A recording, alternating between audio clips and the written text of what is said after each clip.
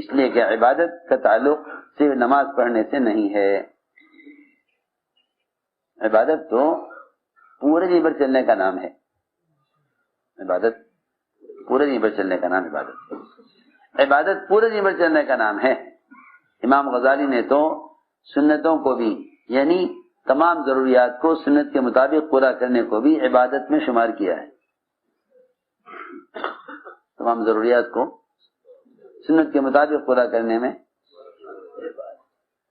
ساری ضروریات کو سنت کے مطابق پورا کرنے کو عبادت میں شمار کیا ہے. اور فرماتے ہیں کہ 10 چیزیں ہیں، اگر مسلمان ان 10 میں اپنے آپ کو پابند بنا کر چلے حکم کا، تب کہا جائے گا کہ یہ عبادت کر رہا ہے.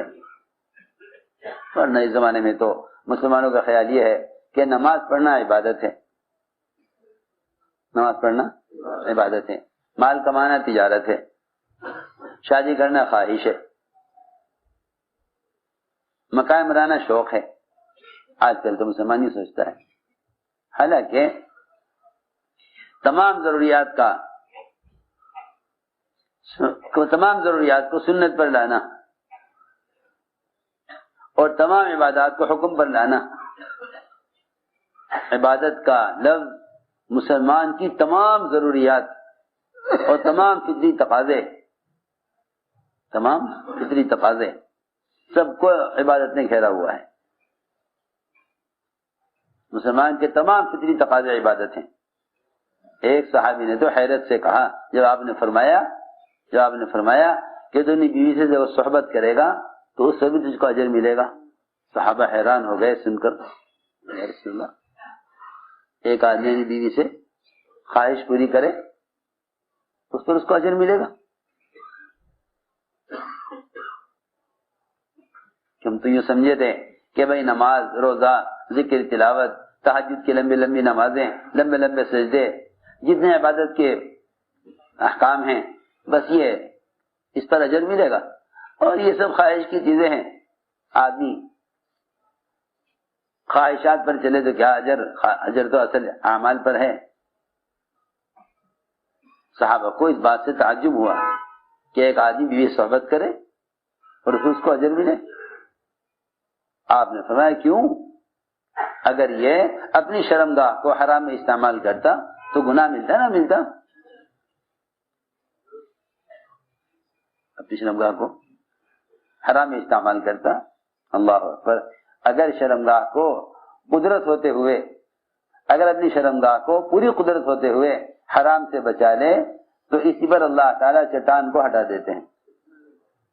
دیکھو تو صحیح، جب حرام سے بچنے میں کی یہ قوت ہے تو پھر حلال طریقے پر اجر کیوں نہیں ہوگا؟ جب حرام سے بچنے کی یہ قوت ہے تو حلال طریقے پر اجر کیوں نہ ملے گا؟ ہم نے عرض کیا کہ عبادت نے مسلمان کے سارے اعمال، ساری عبادات، ساری ضروریات کو گھیرا ہوا ہے. امام غزالی فرماتے ہیں کہ صرف نماز عبادت نہیں بلکہ امام غزالی رحمۃ اللہ علیہ 10 چیزوں کو عبادت فرماتے ہیں. 10 چیزوں کو عبادت فرماتے ہیں.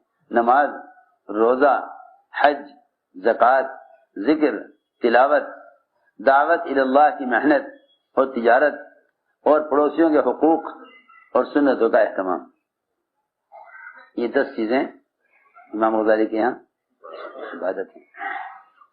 اور یہ 10 کی 10 مل کر اس طرح عبادت ہیں کہ جیسا نماز پڑھنے والا اگر ایک سجدہ چھوڑ دے تو نماز ناقص ہو جاتی ہے.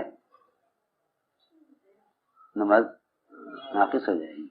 یہ نہیں کہا جائے گا کہ ہاں بھائی اتنے اعمال تو کر ہی رہا ہے، اگر ایک سجدہ چھوٹ گیا تو کیا بات. سنو ذرا غور سے. قیام بھی کیا ہے، قومہ بھی کیا ہے اور قاعدہ بھی کیا ہے، رکوع بھی کیا ہے، سجدہ بھی کیا ہے، مگر ایک کیا ہے، ایک چھوڑ دیا تو کیا بات ہے. سنو غور سے بات. اگر ایک سجدے کے چھوڑنے سے نماز اس طرح ناقص ہو جائے گی اور اس ناقص نماز سے ناقص اور ناقص نتائج مرتب ہوں گے، اس کے نتائج بھی ناقص ہوں گے.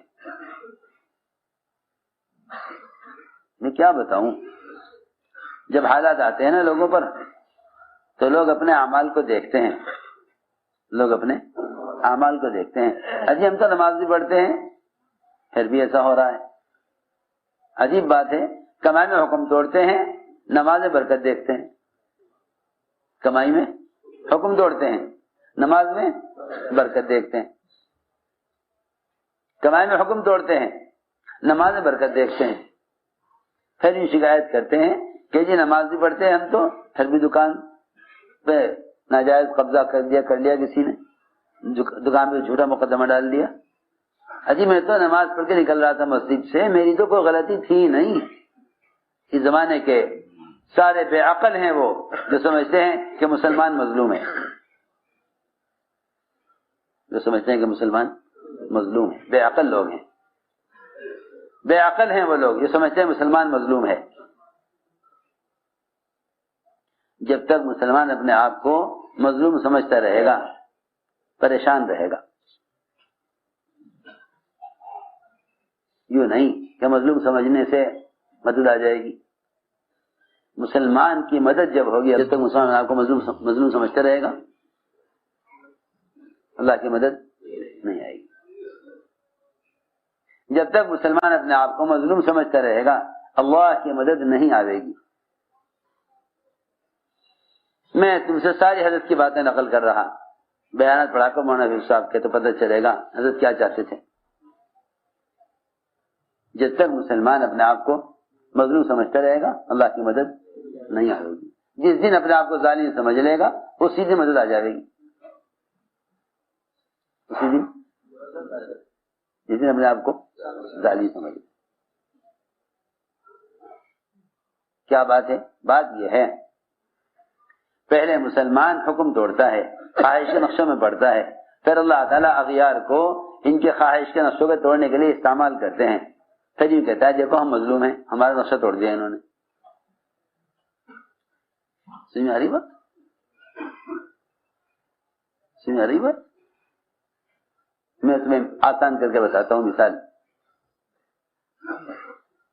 ایک آدمی نے خوب لوگوں کے حق مارے، خوب لوگوں کے حقوق مارے، حق مار مار کے پیسہ جمع کیا۔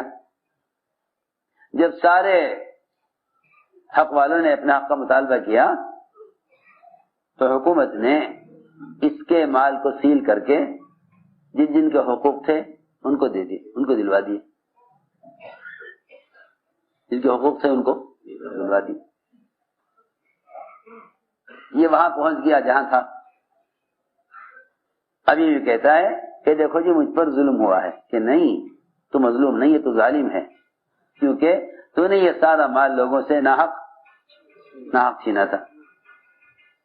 اللہ نے کسی کو ذریعہ بنا کر تیرے مال کو، جس کو تو اپنا مال سمجھتا تھا، وہ جس کا مال تھا اللہ نے اس کے پاس پہنچا دیا۔ اب اگر یہ کہ ہاں واقعی میں نے ظلم کیا، اللہ اکبر، کامل ترین نماز ابوبکر صدیق کی نماز ہے، لیکن فرمایا حضور اکرم صلی اللہ علیہ وسلم نے کہ ابوبکر جب تم نماز سے بالکل فارغ ہونے لگو تو سلام پھیرنے سے پہلے یوں کہنا ظلمت نفسی ظلما کثیر۔ یہاں تو مسلمان نماز چھوڑ کر بھی ظالم نہیں، وہاں ابوبکر کامل نماز پڑھ کے بھی کہہ رہے میں ظالم ہوں۔ سوچو ذرا، غور کرو میں کیا کہہ رہا۔ یہاں تو مسلمان نماز چھوڑ کر بھی ظالم نہیں، اپنے آپ کو کیا کہے گا؟ مظلوم ہی کہے گا۔ جی کیا مظلوم؟ کہ جی کیا کریں، ہمارا ملک، ہماری جگہ، ہم سے کہہ رہے تم یہاں کے نہیں۔ اللہ اکبر۔ اللہ تعالی نے ساری دنیا کی زمین کو اس امت کے لیے سجدگاہ بنایا۔ سوچو میں کیا کہہ رہا۔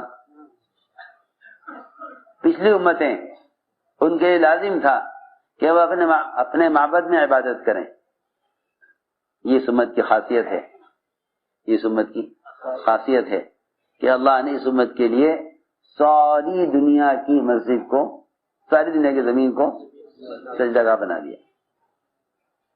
جعلت لی الارض مسجدا وطہورا، یہ اس امت کی خاصیت ہے۔ بیت اللہ سے بلبلہ اٹھایا، بیت اللہ سے پانی کا بلبلہ اٹھایا۔ پہلے پانی ہی پانی تھا، خشکی کہیں نہیں تھی۔ جس جگہ بیت اللہ ہے، بیت اللہ کے بالکل وسط سے، درمیان سے پانی کا بلبلہ اٹھایا، اس سے ساری دنیا میں زمین کو پھیلایا۔ معلوم ہوتا ہے کہ جب زمین کا وجود میں آنا بیت اللہ کے وقت سے ہے، اور بیت اللہ ساری دنیا کے سجدہ کرنے والوں کا کی سجدے کے جو ہے سجدے کا رخ ہے۔ معلوم ہوتا ہے کہ ساری دنیا عبادت کے لیے، ساری زمین عبادت کے لیے ہے۔ سوچو تو صحیح، اللہ اکبر۔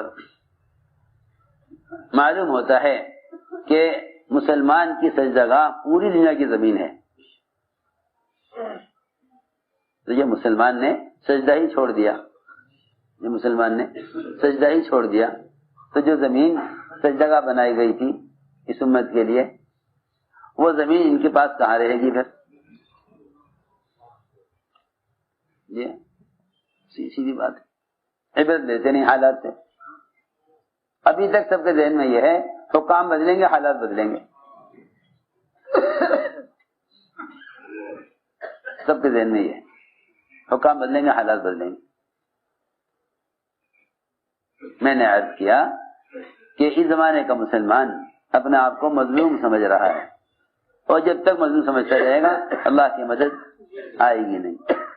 جس دن کہہ دے گا ہاں میں ظالم ہوں، اس دن اللہ تعالی اس پر مہربان ہو جائیں گے کہ میرے بندے نے اپنے جرم کا اعتراف کر لیا۔ جرم کا اعتراف اپنے آپ کو ظالم کہنے میں ہے، مظلوم کہنے میں نہیں ہے۔ جزاک اللہ خیرہ۔ اللہ پاک ہم سب کو کہنے اور سننے سے زیادہ عمل کرنے کی توفیق عطا فرمائے، آمین یا رب العالمین۔